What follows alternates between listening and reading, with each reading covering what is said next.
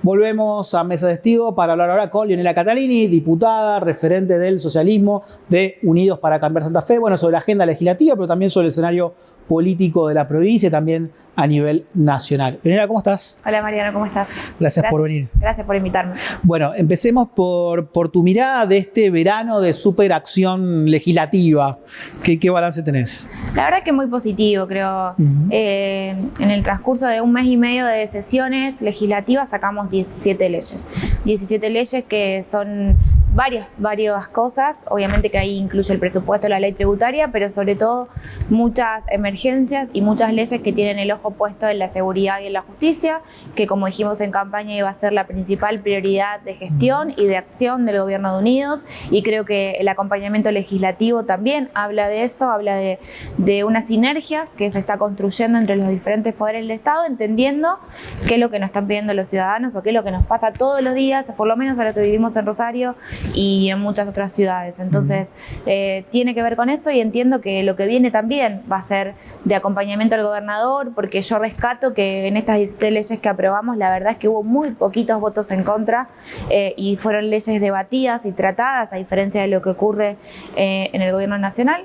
Entonces, por supuesto que hago un balance que es muy positivo y que creo que tiene que seguir en este camino, tanto debatiendo los temas que le importa a la gente como generando consensos para que las leyes no sean solamente un producto o un reflejo del bloque de Unidos, sino que sea mucho más amplio. Bien, en la última sesión se le dio media sanción al juicio por jurados. ¿Qué avance que implica para vos esta decisión? Es algo muy importante, la verdad que a veces cuesta explicarlo y creo que cuesta mucho que se hable de ello, porque eso además es un tema que se trató reiteradas veces. Digo, Miguel Lichte había mandado un proyecto en su momento de juicio por jurados, hay muchas personas, Raúl Lamberto, el diputado Bermúdez, el diputado Real, que habían presentado esta iniciativa, ahora Puyaro vuelve a mandarla, y yo creo que lo positivo de esto es resaltar que le da la participación a la ciudadanía real en un poder que hoy solo es ocupado por abogados y abogadas, y cambiar eso y hacer más democrática la justicia, y que además creo es una escuela de democracia, porque la gente aprende cómo es un juicio, se compromete, tiene una responsabilidad, y si no la cumple tiene una sanción, aprende a cómo valorar la prueba y tiene una responsabilidad muy grande, sobre todo sobre la libertad de las personas. Entonces eso es un derecho que establece la Constitución Nacional y que Santa Fe viene atrasado, pero a la vez es una responsabilidad, y creo yo una participación democrática de la justicia que a veces, o sobre todo hoy en día, es necesaria por la falta de confianza generalizada que hay de la gente en la justicia. En el debate legislativo en estos meses, ante algunos proyectos del gobierno, reformas a la justicia, el socialismo planteó sus reparos, sus diferencias, esos proyectos se pasaron para más adelante. ¿El socialismo funciona de alguna manera como una especie de contralor interno dentro del bloque de Unidos, teniendo mayoría del bloque? Mira, nosotros tenemos un bloque de 14 diputados y diputadas, un bloque que funciona unificado, y la verdad es que muy bien. Somos el progresismo dentro de Unidos y la centroizquierda, y la verdad que nosotros queremos defender esa postura histórica del socialismo. Entramos a Unidos porque teníamos la convicción de que había que tener un gobierno distinto, y porque además, y sobre todo hoy, a la luz de lo que vemos a nivel nacional, creo que se valora mucho más, porque tuvimos la capacidad de sentarnos en una misma mesa sectores que pensamos totalmente distintos en muchos temas, pero que entendíamos que Santa Fe tenía que tener un rumbo de crecimiento, de apoyo a la producción, de priorizar lo santafesino. En ese contexto entramos a Unidos. Ahora nosotros no resignamos nuestra pertenencia política y nuestra bandera política de toda la vida, y lo que hicimos fue darle herramientas al gobernador mejoradas, porque mejoramos mucho esas leyes, le aportamos una mirada que tenía que ver con la nuestra, y bueno, y quedaron muchos temas para seguir debatiendo ahora en febrero y marzo. Yo creo, y estoy muy orgullosa de lo que pasó, porque creo que entre todos tuvimos la capacidad y la inteligencia de entender que esas herramientas eran necesarias porque el gobernador las estaba pidiendo, de mejorarlas, de que cada cual pueda aportar su mirada y de tratarla a la vez con el Senado, que tampoco es algo que estemos muy acostumbrados, por lo menos en la legislatura anterior. Te consulto, esta semana el fiscal Ederi tiene una audiencia en la justicia que va por un carril diferente al trámite de la legislatura, la comisión de acuerdos que vos presidís. ¿Cómo sigue ese trámite de la legislatura? Bueno, nosotros venimos siguiendo muy de cerca, por supuesto, ese tema, el caso del fiscal Ederi. Actualmente hemos tenido que hacer un cambio de acusador porque la diputada Lorena Bleldín, que era la acusadora, venció su mandato, así que el diputado Fabián Pablo Bolívar es el actual acusador. Por supuesto que estamos siguiendo con mucha atención lo que pasa el 16 de febrero, que es la fecha que ha trascendido, que el fiscal tiene audiencia imputativa. Ahora el diputado acusador tiene que presentar esta acusación formalmente, la tiene que hacer en el mes de febrero, pero bueno, por supuesto que en virtud de lo que pase el día 16 de febrero, seguramente después de ello vamos a tener alguna reunión para evaluar esa audiencia. Después de las reformas del MPA, parece que se empieza a ordenar la Fiscalía Regional 2, que había generado mucha preocupación, la situación de internas entre fiscales y demás. Yo creo que este es un primer desafío. A ver, lo que pase en la audiencia imputativa de un fiscal que tiene mucha relevancia, tanto pública como hacia dentro del Ministerio Público de la acusación, es una bisagra, de alguna manera, y creo que va a ser un desafío para la Fiscalía Regional 2 ver cómo ordena eso hacia adentro. Nosotros vimos con mucha preocupación cómo se desencadenaron muchos hechos hacia adentro de la Fiscalía, cómo incluso la fiscal regional hablaba de dos bandos hacia adentro de la Fiscalía, cosa que yo lamento, porque lamento que estemos hablando o que se haya hablado de eso y no se haya hablado de cómo eficientizamos el organismo para que dé mejores respuestas de cara a la gente. Entonces, sancionamos una ley que le da más potestades a la fiscal general y creo que en este momento, cuando si a Ederi lo llegan a imputar, bueno, vamos a tener una prueba clave de si esa ley tiene efectos positivos. ¿Cómo analizas, pasando a lo nacional, ¿no? Esta decisión que anunció el Ministerio de Economía de eliminar el Fondo Compensador del Transporte del Interior? Con mucha preocupación, porque la verdad es que si eso ocurre, el boleto de Rosario podría llegar a costar casi 1.000 pesos y la verdad es que sería más del doble del valor actual. Creo que es algo insostenible para cualquier gobierno, tanto provincial como municipal, tener que desembolsar esa cantidad de subsidios y hacerse cargo. Creo que además sigue siendo una medida totalmente injusta hacia el interior del país con respecto a lo que pasa en el AMBA.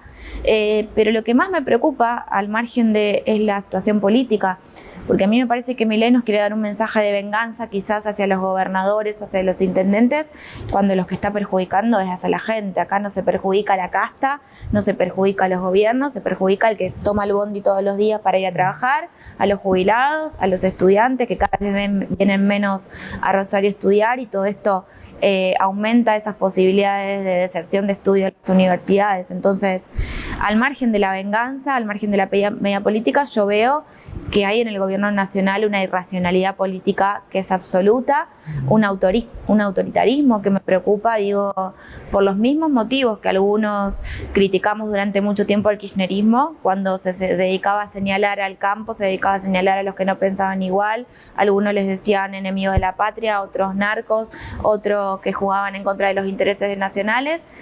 Creo que a la gente le dijo basta eso. Bueno, todas esas mismas prácticas potenciadas está usando Milei, que vino a decir que iba a ser todo distinto y que iba a ir en contra de la casta, y sin embargo nombra a Daniel Scioli, uno de los principales referentes del kirchnerismo, como un funcionario clave de su gestión. Al margen de los nombramientos, creo que hay algo muy peligroso para la sociedad argentina, y es que un presidente de la nación esté señalando con el dedo a todos aquellos que piensan distinto. ¿Te parece que puede haber un acuerdo subterráneo ahí entre el peronismo y la Libertad Avanza a partir de estas designaciones? Inclusive que confronta más con el radicalismo y con sectores que han mostrado voluntad de que la ley salga que con el propio peronismo, o por lo menos el sector que dejó el gobierno en diciembre. Bueno, tan subterráneo no es, porque digo, tanto Scioli como Franco, que fue funcionario del peronismo durante mucho tiempo, son funcionarios de alto rango del gobierno de Milei, y no es la primera vez que se habla de acuerdos entre Milei y algún sector del peronismo.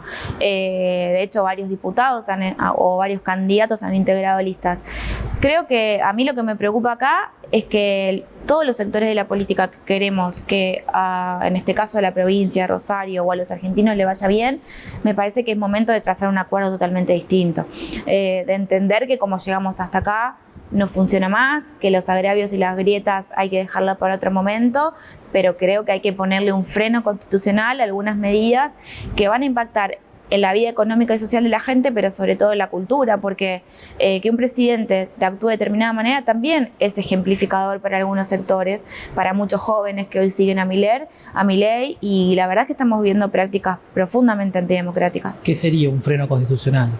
Un freno constitucional tiene que ver, creo que es ¿Por ejemplo, algo... hacer un juicio político?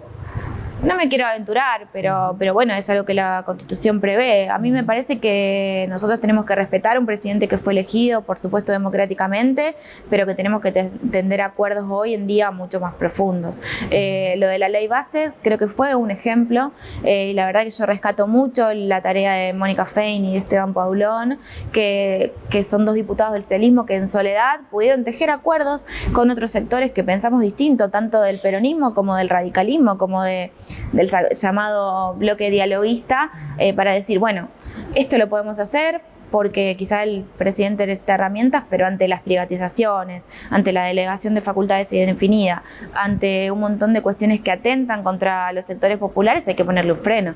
Y cuando te hablo de freno, justamente de eso.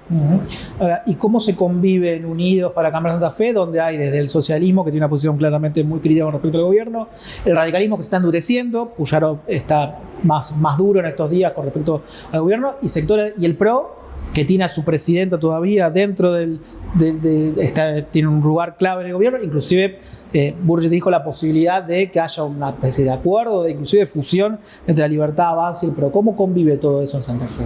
En una misma herramienta política, ¿no? Exacto. Fácil no es, como no es fácil ningún acuerdo en ningún lado. Pero creo que hay mucha voluntad de acuerdo y de consenso en todos lados.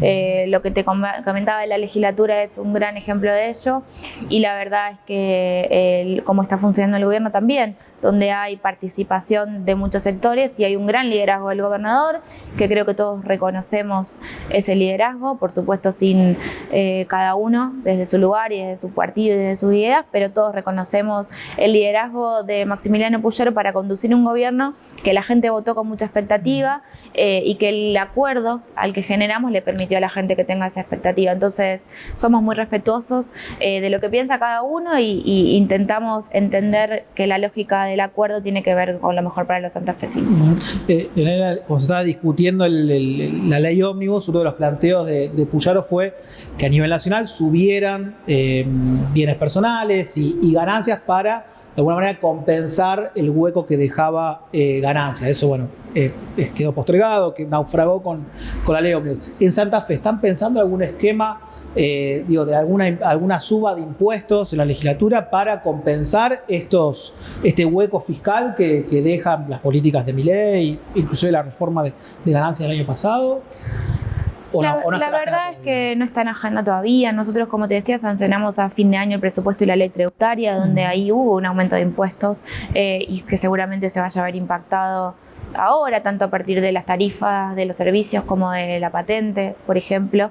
Es una política que consensuamos con el gobernador y también con los otros partidos políticos, pero me parece que hay que parar un poco la pelota, hay que ver cómo evoluciona el tema, y la verdad es que la gente la está pasando muy mal, y creo que no es gratis hablar sencillamente ni de aumento de impuestos ni de impuestos, porque también un poco de lo que estamos viviendo ahora es la conclusión de lo que fueron muchas medidas muy demagógicas de parte del gobierno de Alberto Fernández, de parte del candidato a presidente que fue Massa. La ley de ganancias que nosotros votamos a favor fue también una trampa y una demagogia. Nosotros no vamos a votar nunca algo en contra que vaya en contra de los trabajadores. Ahora, la ley requería un tratamiento mucho más profundo, que tenga que ver con hacer un sistema mucho más progresivo del que tenemos, y con que efectivamente los que más tienen más paguen. Bueno, ahora tenemos este resultado y hay que dar de vuelta esa discusión, y coincido con el gobernador Puyaro con que hay que reinstalar ese debate,